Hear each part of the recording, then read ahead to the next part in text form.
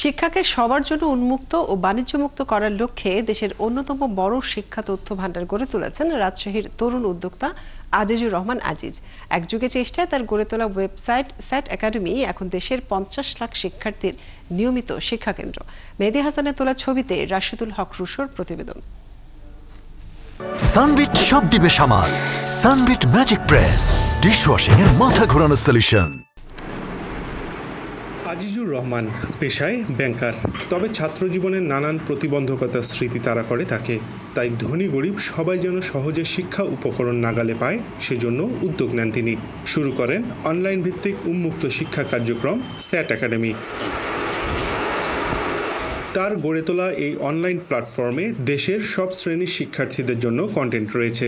এছাড়া রয়েছে চাকরির প্রস্তুতি, স্কিল ডেভেলপমেন্ট ও প্রশ্নপত্রের বিশাল সংগ্রহ।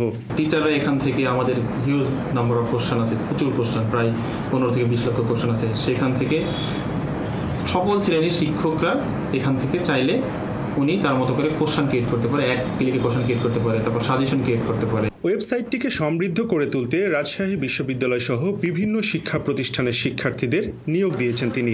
এখানে লক্ষাধিকের উপরে কোশ্চেন আছে, সেখান থেকে আমার ইচ্ছা মতো কোশ্চেন চুজ করে আমি কিন্তু ক্লাস নিতে পারি, এবং ছাত্রদের জন্য কিন্তু আমি ওখান থেকে যে কোশ্চেনগুলো ক্রিয়েট করে একটা প্যাকেজ আকারে রাখি, ওখান থেকে ছাত্ররা এক্সাম দিতে পারে। আমরা আমাদের ওয়েবসাইট এবং অ্যাপটাকে সর্বোচ্চ ইউজার ফ্রেন্ডলি করার চেষ্টা করছি। তার এই উদ্যোগকে এগিয়ে নিতে সরকারি পৃষ্ঠপোষকতা প্রয়োজন বলে জানান আজিজ।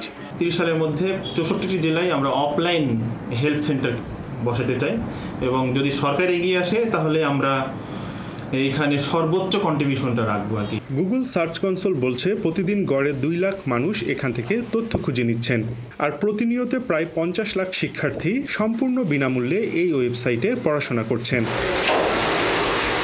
রাশিদুল হক রুশো, 71, রাজশাহী।